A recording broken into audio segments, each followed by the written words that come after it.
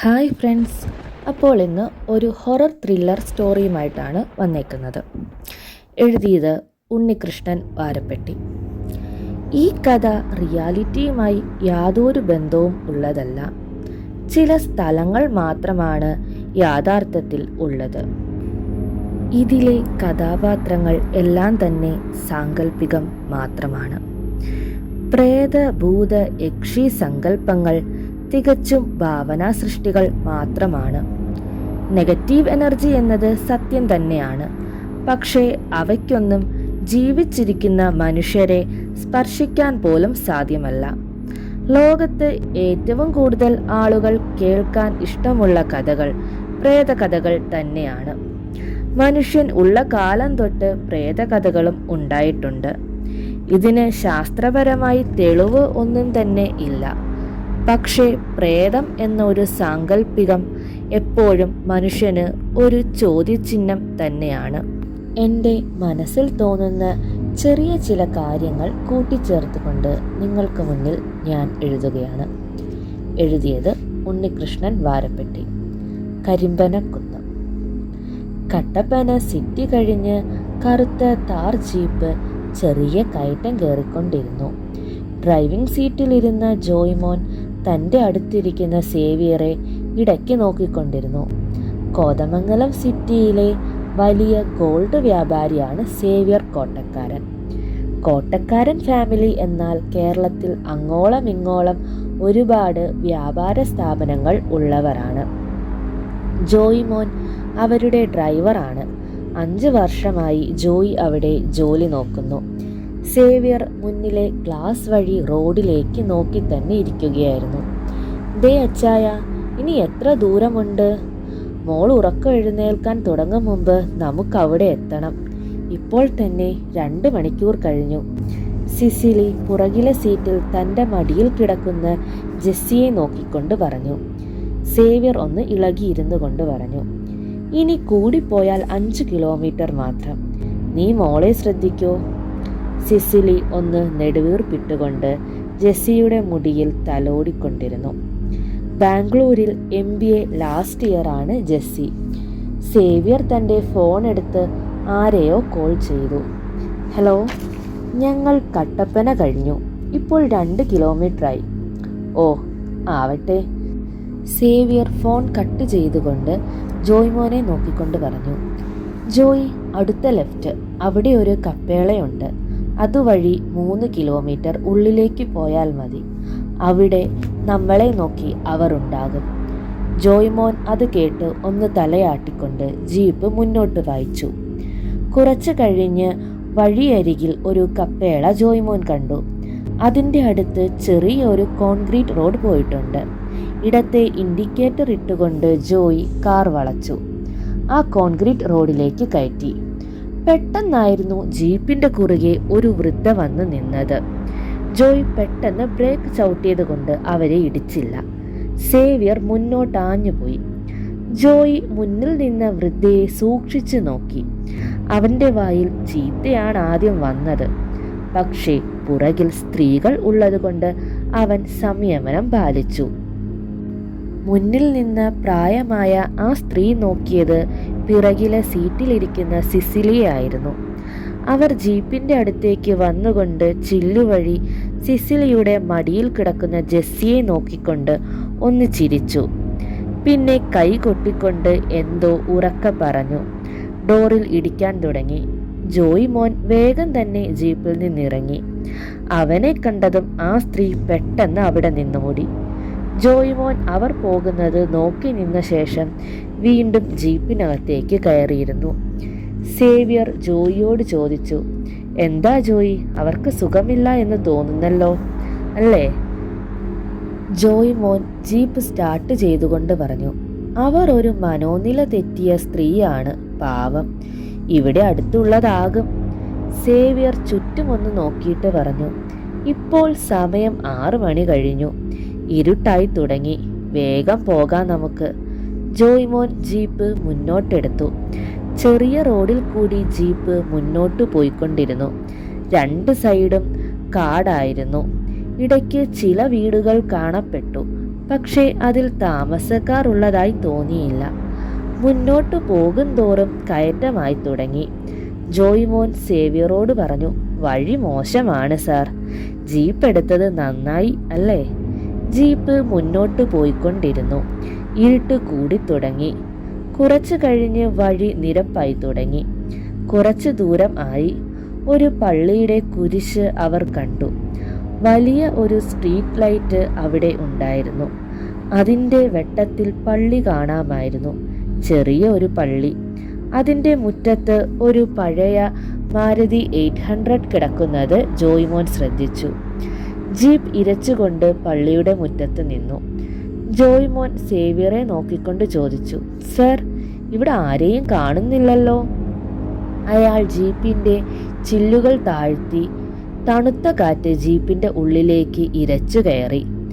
Xavier phone കയ്യിലെടുക്കാൻ തുടങ്ങിയപ്പോഴായിരുന്നു പള്ളിയുടെ ഉള്ളിൽ നിന്ന് 2 പേർ പുറത്തേക്ക് വരുന്നത്. ഫോൺ അവിടെ തന്നെ വെച്ചിട്ട് ഡോർ തുറന്ന് സേവ്യർ പുറത്തിറങ്ങി. 70 വയസ്സ് പ്രായം തോന്നുന്ന നരച്ച താടി നെഞ്ചോളം വളർത്തിയ ആൾ മുന്നോട്ട് വന്ന് സേവ്യറിൻ്റെ കയ്യിൽ പിടിച്ചു. ആ കയ്യിൽ നിന്ന് ഒരു തണുപ്പ് തൻ്റെ ദേഹത്തേക്ക് കയറുന്നത് സേവ്യർ അറിഞ്ഞു. നെഞ്ചിൽ എന്തോ ഒരു ഫീൽ. ഫാദറിൻ്റെ കയ്യിൽ മുറുകെ പിടിച്ചുകൊണ്ട് സേവ്യർ പറഞ്ഞു, എൻ്റെ കുഞ്ഞിനെ രക്ഷിക്കണം. ഫാദർ മെല്ലെ ഒന്ന് പുഞ്ചിരിച്ചുകൊണ്ട് പറഞ്ഞു, ഭയപ്പെടേണ്ട, ഇനി ഞാൻ നോക്കിക്കോളാം എല്ലാം. സേവ്യർ എന്തോ പറയാൻ തുടങ്ങി. അപ്പോൾ ഫാദർ പറഞ്ഞു, വേണ്ട, ആന്റണി എന്നോട് എല്ലാം പറഞ്ഞു കഴിഞ്ഞു. ജോയ്മോൻ മുന്നോട്ട് വന്നുകൊണ്ട് പറഞ്ഞു, ജെസ്സി എഴുന്നേറ്റിട്ടില്ല. ഫാദർ അത് കേട്ടപ്പോൾ പറഞ്ഞു, മോൾ ഉടനെ എഴുന്നേൽക്കും. അമ്മയുണ്ട് കൂടെ എന്നല്ലേ പറഞ്ഞത്? പുറത്തേക്ക് ഇറങ്ങാൻ പറയൂ. സേവ്യർ വേഗം തന്നെ പുറകിലെ ഡോർ തുറന്നു. സിസിലി, നീ ഇങ്ങ് ഇറങ്ങി വാ. മോൾ അവിടെ കിടക്കട്ടെ. സിസിലി ജെസ്സിയുടെ തല തൻ്റെ മടിയിൽ നിന്ന് സീറ്റിലേക്ക് വെച്ചുകൊണ്ട് പുറത്തിറങ്ങി. ഫാദർ സിസിലിയെ നോക്കിക്കൊണ്ട് പറഞ്ഞു, ഭയപ്പെടേണ്ട, മോൾക്ക് ഒന്നും സംഭവിക്കില്ല. ഇങ്ങ് പോരുക എൻ്റെ അടുത്തേക്ക്. സിസിലി കണ്ണുനീർ സാരി തുമ്പുകൊണ്ട് തുടച്ച ശേഷം സേവ്യറിൻ്റെ അടുത്തേക്ക് ചേർന്ന് നിന്നു. ജോയ്മോൻ ജീപ്പിൻ്റെ അടുത്തേക്ക് നീങ്ങി നിന്നു. ഫാദർ ജീപ്പിൻ്റെ അടുത്തേക്ക് ചെന്നു. ഫാദറിൻ്റെ കൂടെ ഉള്ളയാളെ ജോയ്മോൻ ശ്രദ്ധിച്ചു. പെട്ടെന്ന് സേവ്യറിൻ്റെ മൊബൈൽ ജീപ്പിൻ്റെ ഉള്ളിലിരുന്ന് റിങ് ചെയ്തു. ജോയ്മോൻ ജീപ്പിലേക്ക് നോക്കി. കുറച്ച് ബെല്ലടിച്ച് അത് നിന്നു. വീണ്ടും ഫോൺ റിങ് ചെയ്യാൻ തുടങ്ങി. ജോയ് വേഗം തന്നെ ഡോർ തുറന്ന് ഫോൺ കൊടുത്തു. ഫോണിലെ ഡിസ്പ്ലേയിൽ തെളിഞ്ഞ പേര് കണ്ടപ്പോൾ ജോയ് ഒന്ന് ഞെട്ടി. Father Albert. ജോയ്മോൻ സേവ്യറിൻ്റെ അടുത്തേക്ക് ചെന്നു.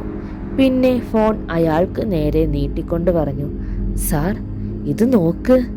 സേവ്യർ ഫോൺ വാങ്ങി. അടുത്ത നിമിഷം വീണ്ടും ഫോൺ റിങ് ചെയ്തു. സേവ്യറിൻ്റെ മുഖം ഒന്ന് വിളറി. അയാൾ ഫോൺ ചെവിയിലേക്ക് വെച്ചു. അങ്ങേ തലയ്ക്കൽ നിന്ന് ഒരു മുഴക്കമുള്ള ശബ്ദം അയാൾ കേട്ടു. നിങ്ങൾ എന്തിനാണ് അവിടേക്ക് പോയത്?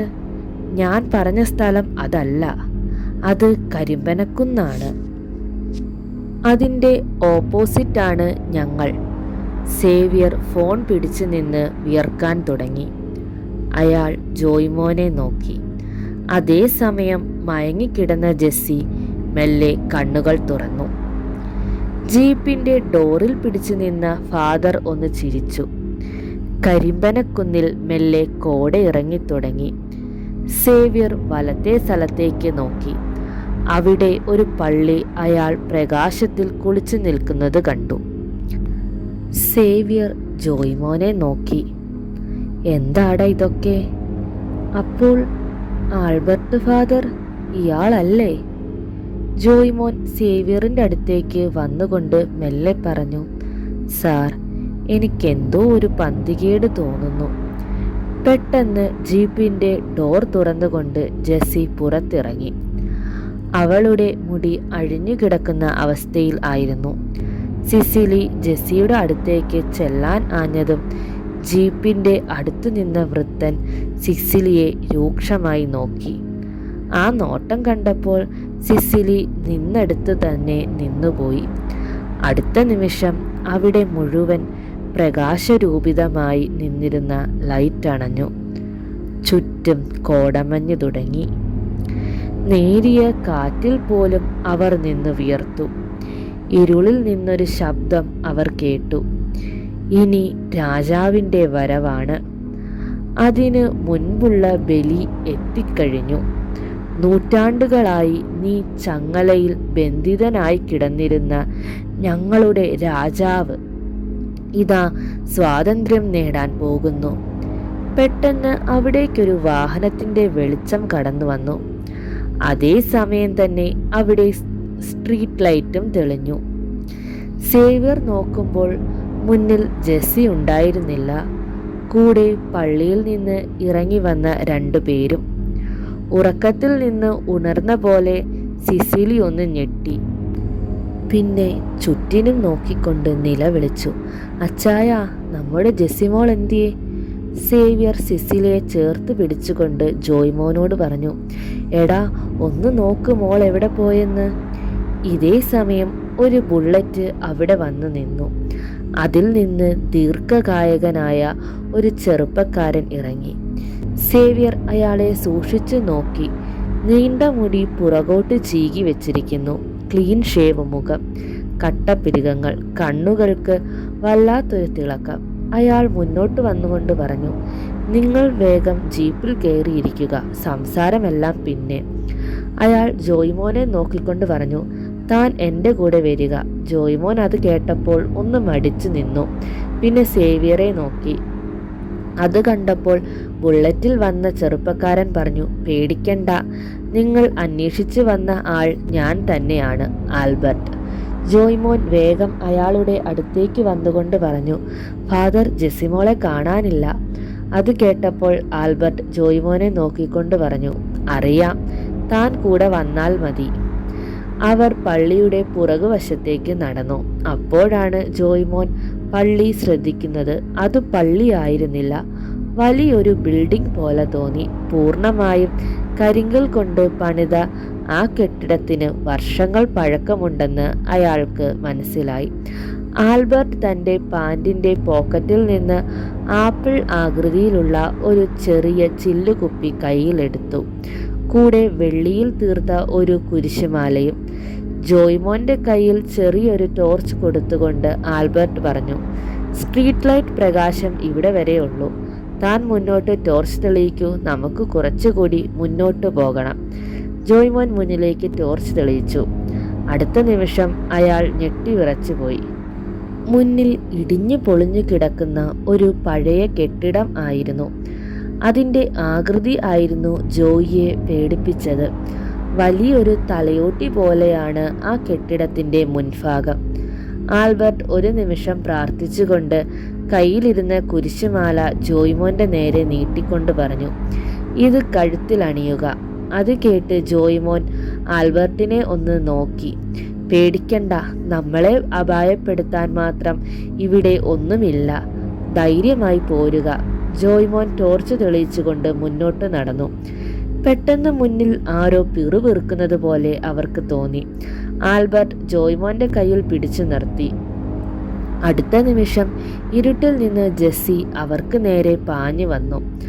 അവരുടെ 3 അടി മുന്നിൽ നിന്നുകൊണ്ട് അവൾ അതിരൂക്ഷമായി നോക്കി നിന്നു. ആൽബർട്ട് മെല്ലെ പ്രാർത്ഥന ഉരുവിട്ടുകൊണ്ട് കയ്യിലിരുന്ന കുപ്പി തുറന്നു.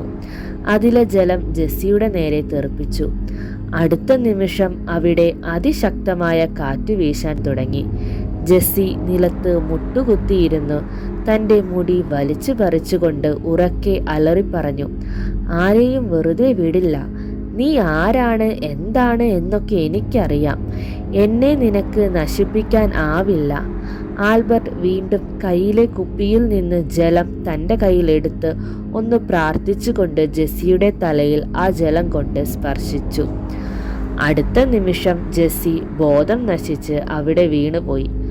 ആൽബർട്ട് കുപ്പി അടച്ച് തൻ്റെ പോക്കറ്റിലിട്ടുകൊണ്ട് ജെസ്സിയെ നിലത്തു നിന്ന് എടുത്ത് തൻ്റെ തോളിലിട്ടുകൊണ്ട് ജോയ്മോനോട് പറഞ്ഞു, തിരിഞ്ഞു നോക്കാതെ നടന്നു കൊള്ളുക ജീപ്പിൻ്റെ അടുത്തേക്ക്. ഇതെല്ലാം കണ്ട് ബോധം പോയ അവസ്ഥയിലായിരുന്നു ജോയ്മോൻ. ഒരു വിധത്തിൽ അയാൾ ടോർച്ച് തെളിയിച്ച് തിരിഞ്ഞു നടക്കാൻ തുടങ്ങി. കാലിന് വല്ലാത്ത ഭാരം പോലെ അയാൾക്ക് തോന്നി. ഇതേ സമയം ജീപ്പിൽ സിസിലിയെ തോളിൽ ചാരി കിടത്തി ഇരിക്കുകയായിരുന്നു സേവ്യർ. മുന്നിൽ കാണുന്നത് പള്ളിയല്ലെന്ന് അയാൾക്ക് ഉറപ്പായി. ആദ്യം അവിടെ കിടന്ന കാർ തുരുമ്പ് പിടിച്ച് നശിച്ച അവസ്ഥയിലായിരുന്നു. ദൂരെ ഒരു ടോർച്ച് വെട്ടം വരുന്നത് അയാൾ കണ്ടു. ആകാംക്ഷയോടെ അവിടേക്ക് നോക്കിയിരുന്ന അയാൾ പെട്ടെന്ന് സിസിലിയെ കുലുക്കി വിളിച്ചുകൊണ്ട് പറഞ്ഞു, "എടി നോക്ക്, മോളെ കൊണ്ട് അവർ വരുന്നുണ്ട്." സിസിലി കരഞ്ഞു വീർത്ത മുഖം തുടച്ചുകൊണ്ട് മുന്നോട്ടു നോക്കി. പിന്നെ വേഗം ഡോർ തുറന്ന് പുറത്തിറങ്ങി ആൽബർട്ടിന്റെ നേരെ ചെന്നു. "മോളെ ജെസ്സി, കർത്താവേ, എൻ്റെ കുഞ്ഞ്." ആൽബർട്ട് ജെസ്സിയെ ജീപ്പിന്റെ ബാക്കിലെ സീറ്റിൽ കിടത്തി. എന്നിട്ട് പറഞ്ഞു, "പേടിക്കണ്ട, ഈശോ കാത്തു. നിങ്ങൾ എൻ്റെ പുറകെ പോരുക, ഞാൻ മുന്നിൽ പോകാം." ആൽബർട്ട് ബുള്ളറ്റ് സ്റ്റാർട്ട് ചെയ്തു കൊണ്ട് റോഡിലേക്ക് ഇറങ്ങി. സിസിലി വേഗം ജെസ്സിയുടെ അടുത്തിരുന്നു. ജോയ്മോൻ ജീപ്പ് സ്റ്റാർട്ട് ചെയ്തുകൊണ്ട് ആൽബർട്ട് പോകുന്ന വഴി പിന്തുടർന്നു. അവിടെ നിന്ന് കുറച്ച് മുന്നോട്ട് പോയപ്പോൾ ഒരു വഴി തിരിയുന്നത് കണ്ടു. അതിലൂടെ അവർ മുന്നോട്ട് പോയി. കുറച്ച് ദൂരം നിന്ന് വലിയൊരു പള്ളി അവർ കണ്ടു. പള്ളിയുടെ മുന്നിൽ ഒരാൾ അവരെ നോക്കി നിൽക്കുന്നത് കണ്ടു. ബുള്ളറ്റ് പള്ളിക്ക് കുറച്ച് മാറിയുള്ള ഒരു ചെറിയ ഓപ്പൺ ഏരിയയിൽ കൊണ്ടുവച്ചുകൊണ്ട് ആൽബർട്ട് ജീപ്പിന്റെ അടുത്തേക്ക് വന്നു. ജീപ്പിൽ നിന്ന് എല്ലാവരും ഇറങ്ങി. ജെസ്സി ഉണർന്നിരുന്നു. അവൾ ആകെ ക്ഷീണിച്ചുപോയ അവസ്ഥയിലായിരുന്നു. ജെസ്സിയെ കണ്ടപ്പോൾ അവിടെ നിന്നിരുന്ന വൃദ്ധൻ മെല്ലെ പറഞ്ഞു, "ആൽബർട്ട്, കുട്ടിയെ പെട്ടെന്ന് ഹോസ്പിറ്റലിൽ എത്തിക്കാൻ നോക്കണം. നീ പോയാൽ മതി." സേവ്യർ തൊഴുതു നിൽക്കുകയായിരുന്നു. ആ വൃദ്ധൻ തൻ്റെ കണ്ണടയെടുത്ത് കയ്യിൽ തുടച്ചുകൊണ്ട് പറഞ്ഞു, "സേവ്യറെ, കർത്താവ് നിങ്ങളെ കാത്തു. ആ കുന്നു കയറിപ്പോയിട്ട് ആരും ബോധത്തോടെ തിരിച്ചു വന്നിട്ടില്ല." ആൽബർട്ട് സിസിലിയെ നോക്കിക്കൊണ്ട് പറഞ്ഞു, "കൂടെ വന്നോളൂ. കട്ടപ്പനയിലെ ഹോസ്പിറ്റലിൽ വേഗം എത്തണം." അത് കേട്ടപ്പോൾ സേവ്യർ പരിഭ്രമത്തോടെ ആൽബർട്ടിനെ നോക്കി. "പേടിക്കണ്ട, ജെസ്സി നല്ല പോലെ ക്ഷീണിതയാണ്. ട്രിപ്പ് ഇടേണ്ടി വരും. രാവിലെ തിരിച്ചു പോകാം." പെട്ടെന്ന് അവിടെ നിന്നിരുന്ന വൃദ്ധൻ പറഞ്ഞു, "ആൽബർട്ട്, വേഗം ഹോസ്പിറ്റലിൽ വിളിച്ചു പറയൂ. ജെസ്സിയെ തൽക്കാലം ഇവിടെ നിന്ന് കൊണ്ടുപോകണ്ട." ആൽബർട്ട് വേഗം തന്നെ പള്ളിയുടെ അകത്തേക്ക് പോയി. സേവ്യർ മുന്നോട്ട് വന്നുകൊണ്ട് പറഞ്ഞു, "ആന്റണി പറഞ്ഞു വന്നതായിരുന്നു ഞങ്ങൾ. പക്ഷേ..." വൃദ്ധനൊന്ന് ചിരിച്ചുകൊണ്ട് പറഞ്ഞു, "അറിയാം സേവ്യറെ, ഞാനാണ് ഫാദർ ഏലിയാസ്. വരൂ, നമുക്ക് പള്ളിയുടെ അടുത്തുള്ള ഗസ്റ്റ് റൂമിലേക്ക് പോകാം." അവർ അങ്ങോട്ട് നടന്നു. ജോയ്മോൻ ജീപ്പ് ലോക്ക് ചെയ്തുകൊണ്ട് ചുറ്റുമൊന്ന് നോക്കി. വിശാലമായ പള്ളിമുറ്റം പാർക്ക് പോലെ തോന്നി. വലത്തെ സൈഡ് പ്രാവുകൾ ഇടയ്ക്ക് കുറുകിക്കൊണ്ടിരിക്കുന്നു. അയാൾ പള്ളിയുടെ ഓപ്പോസിറ്റ് വെറുതെ നോക്കി. തങ്ങൾ ആദ്യം ചെന്ന സ്ഥലം നേരിയ വെട്ടത്തിൽ കാണാം. കുറച്ചു മുൻപ് സംഭവിച്ചത് സിനിമ പോലെ തോന്നി. ജോയ്മോൻ മുന്നോട്ട് നടന്നു. പള്ളിയുടെ വരാന്തയിൽ കയറി നിന്നുകൊണ്ട് അയാൾ വീണ്ടും തിരിച്ചു നോക്കി. അടുത്ത നിമിഷം ഒരു അലർച്ചയോടെ ജോയ്മോൻ അവിടെ കുഴഞ്ഞു വീണുപോയി. കരിമ്പനക്കുന്നിൽ ഒരു ചുഴലിക്കാറ്റ് രൂപം കൊണ്ടു. അത് 50 അടിയോളം ഉയരത്തിൽ നിന്ന് കറങ്ങിക്കൊണ്ടിരുന്നു. ഇലകളും മണ്ണും വായുവിൽ ഉയർന്നു പൊങ്ങി. ചുഴലിക്കാറ്റിൻ്റെ ഉള്ളിൽ 2 കണ്ണിൻ്റെ ആകൃതിയിൽ ചുവന്ന തീജാലകൾ തെളിഞ്ഞു. അടുത്ത നിമിഷം പള്ളി ലക്ഷ്യം വെച്ച് അത് മുന്നോട്ട് നീങ്ങാൻ തുടങ്ങി. ജോയ്മോന്റെ കരച്ചിൽ കേട്ടപ്പോൾ സേവ്യർ ഒന്ന് നിന്നു. അത് കണ്ടപ്പോൾ ഏലിയാസ് ഫാദർ മെല്ലെ പറഞ്ഞു, "അവിടെ ആൽബർട്ട് ഉണ്ട്, പേടിക്കണ്ട, നിങ്ങൾ വരൂ." അവർ പള്ളിയുടെ കുറച്ചു മാറിയുള്ള ആ കെട്ടിടത്തിലേക്ക് കയറി. ഇതേ സമയം നിലത്ത് വീണു കിടന്ന ജോയ്മോനെ പിടിച്ചെഴുന്നേൽപ്പിച്ചു ആൽബർട്ട്. ജോയ്മോൻ വിറച്ചുകൊണ്ട് കരിമ്പനക്കുന്നിലേക്ക് വിരൽ ചൂണ്ടി. ആൽബർട്ട് അങ്ങോട്ട് നോക്കി. പിന്നെ ജോയ്മോനോട് മെല്ലെ പറഞ്ഞു, "നിങ്ങൾ പള്ളിയുടെ അകത്തെ ബെഞ്ചിൽ പോയി ഇരുന്നു കൊള്ളൂ, പേടിക്കണ്ട." ജോയ്മോൻ കുരിശ് വരച്ചുകൊണ്ട് പള്ളിക്കകത്തേക്ക് കയറിപ്പോയി. ആൽബർട്ട് പള്ളിമുറ്റത്ത് ഇറങ്ങി നിന്നു. ദൂരെ നിന്ന് ചുഴലിക്കാറ്റിൻ്റെ ഹുങ്കാരം കേട്ടു. ആൽബർട്ട് കൈകൾ 2 വശത്തേക്ക് വിരിച്ചു പിടിച്ചുകൊണ്ട് പ്രാർത്ഥന ചൊല്ലാൻ തുടങ്ങി. കരിമ്പനക്കുന്നിൽ നിന്ന് വന്ന ചുഴലിക്കാറ്റ് പള്ളിമുറ്റത്ത് തൊടാതെ പുറത്തു നിന്ന് കറങ്ങിക്കൊണ്ടിരുന്നു. ആകാശത്ത് നിന്ന് നക്ഷത്രങ്ങൾ മാഞ്ഞു തുടങ്ങി. കരിമ്പനക്കുന്നിൻ്റെ മുകളിൽ അതിശക്തമായ ഒരു മിന്നൽ ഉണ്ടായി. അതിൻ്റെ പുറകെ ആകാശത്ത് കറുത്തിരുണ്ട കാർമേഘങ്ങൾ ഉരുണ്ടുകൂടി. നിമിഷ നേരം കൊണ്ട് അതിശക്തമായ മഴ തുടങ്ങി. ജോയി മോൻ പള്ളിയിൽ പ്രാർത്ഥിച്ചുകൊണ്ട് കണ്ണടച്ചിരിക്കുകയായിരുന്നു. മഴയുടെ ഇരുമ്പൽ കേൾക്കാമായിരുന്നു. അയാളുടെ ദേഹം മെല്ലെ വിറച്ചുകൊണ്ടിരുന്നു. ഇതേ സമയം ഏലിയാസ് ഫാദറിൻ്റെ കൂടെ ആ കെട്ടിടത്തിലേക്ക് കയറിയ സേവ്യർ ഒരു ചെറിയ ഹാളിലെത്തി. അവിടെ മരത്തിൻ്റെ വലിയ ഒരു ചാരുബെഞ്ചും കുറച്ച് കസാരകളും ഉണ്ടായിരുന്നു. ഭിത്തിയിൽ വലിയ ക്രൂശിത രൂപം. ഏലിയാസ് ഫാദർ അവരോട് ഇരിക്കാൻ പറഞ്ഞു. പിന്നെ പുറത്തേക്ക് നോക്കി. സേവ്യറും സിസിലിയും ജെസ്സിയും ചാരുബെഞ്ചിൽ ഇരുന്നു. പുറത്ത് മഴ ആർത്തുലച്ചു പെയ്യുന്ന ശബ്ദം കേട്ടപ്പോൾ സേവ്യർ ഒന്ന് ഞെട്ടി. ഈ സമയം മഴയോ? എൻ്റെ കർത്താവേ! ഏലിയാസ് ഫാദർ തൻ്റെ മുറിയിലേക്ക് കയറിപ്പോയി. കഴുത്തിൽ വെഞ്ചരിച്ച കൊന്ത അണിഞ്ഞുകൊണ്ട് ഫാദർ സേവ്യറിൻ്റെ അടുത്തേക്ക് വന്നുകൊണ്ട് പറഞ്ഞു, ഇവിടെ തന്നെ ഇരിക്കുക. ഒരു കാരണവശാലും പുറത്തിറങ്ങി വരരുത്. ഞാൻ ഇപ്പോൾ എത്തിയേക്കാം. സേവ്യർ അത് കേട്ട് തലയാട്ടി. പിന്നെ ജെസ്സിയെ ചേർത്ത് പിടിച്ചിരുന്നു. ഫാദർ പള്ളിമുറ്റത്തേക്കെത്തി. പള്ളിയുടെ മുറ്റത്തിന് പുറത്തായിരുന്നു മഴ. ഒരു തുള്ളി പോലും അവിടെ വീണിരുന്നില്ല. ഫാദർ ആൽബർട്ടിൻ്റെ അടുത്ത് ചെന്നുകൊണ്ട് പറഞ്ഞു, മോനെ, അത് സംഭവിച്ചു കഴിഞ്ഞു. ഫാദറിൻ്റെ തൊണ്ടയിടറി. ആൽബർട്ട് ഫാദറെ നോക്കിക്കൊണ്ട് പറഞ്ഞു, ഈ നാട് നശിച്ചുകൂടാ.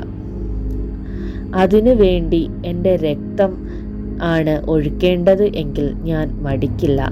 ഫാദർ പള്ളിയിൽ നിന്ന് കുറച്ചു മാറി സ്ഥിതി ചെയ്യുന്ന ചുഴലിക്കാറ്റിലേക്ക് നോക്കി. അവരെ തന്നെ നോക്കി നിൽക്കുന്ന ഭയാനകമായ ഒരു രാക്ഷസനെ പോലെ തോന്നി.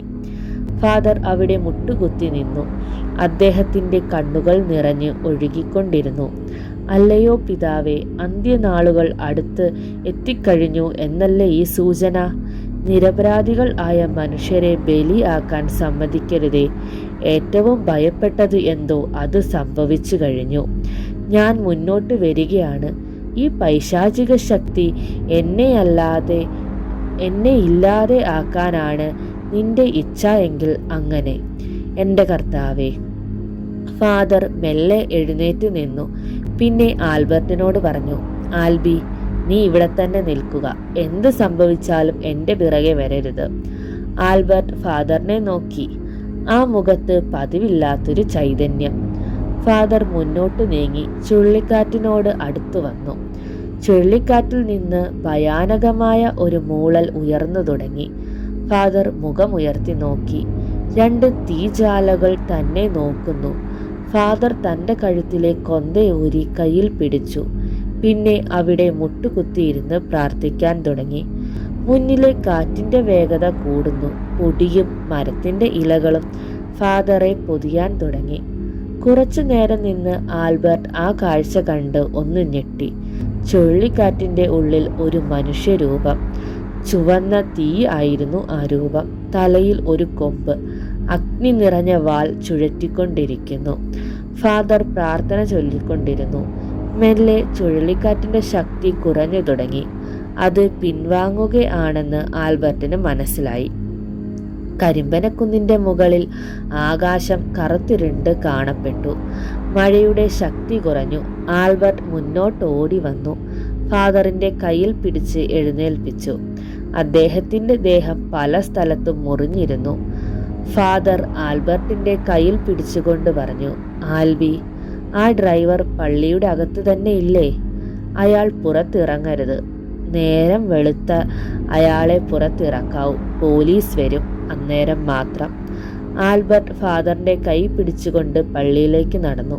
പള്ളിയുടെ അടുത്തെത്തിയപ്പോൾ ഫാദർ ഒന്ന് നിന്നുകൊണ്ട് മെല്ലെ പറഞ്ഞു, ആൽബി, കരിമ്പനക്കുന്നിൽ നിന്ന് നിന്റെ പുറകെ ആ ജീപ്പിൽ വന്നതിൽ ഡ്രൈവർ മാത്രമാണ് മനുഷ്യൻ. ആൽബി അതിശക്തമായി ഒന്ന് ഞെട്ടിക്കൊണ്ട് ഫാദറെ നോക്കി. ഫാദർ അവനെ നോക്കിക്കൊണ്ട് പറഞ്ഞു, ജെസ്സിയും അവളുടെ പപ്പയും മമ്മിയും അവിടെ വെച്ച് തന്നെ കൊല്ലപ്പെട്ടിരുന്നു. അവരുടെ ആത്മാവിനെ കരിമ്പനക്കുന്നിലെ ദുഷ്ടശക്തിക്ക് നിയന്ത്രിക്കാൻ പറ്റിയില്ല. കാരണം ഡ്രൈവറുടെ കഴുത്തിൽ നീ ഇട്ടിരുന്ന വെള്ളിയുടെ കുരിശുമാല. അവർ ഇവിടെ വന്നിറങ്ങിയപ്പോൾ തന്നെ എനിക്കത് മനസ്സിലായി. അതാണ് അവരെ എൻ്റെ മുറിയിലേക്ക് കൊണ്ടുപോയത്. നിന്നെ ഫോൺ ചെയ്യാൻ അയച്ചതും അവരെ എൻ്റെ കൂടെ വരാൻ വേണ്ടിയായിരുന്നു. പള്ളിയുടെ മുറ്റത്ത് കയറിയ ആത്മാക്കൾ വിശുദ്ധീകരിക്കപ്പെട്ടു കഴിഞ്ഞു.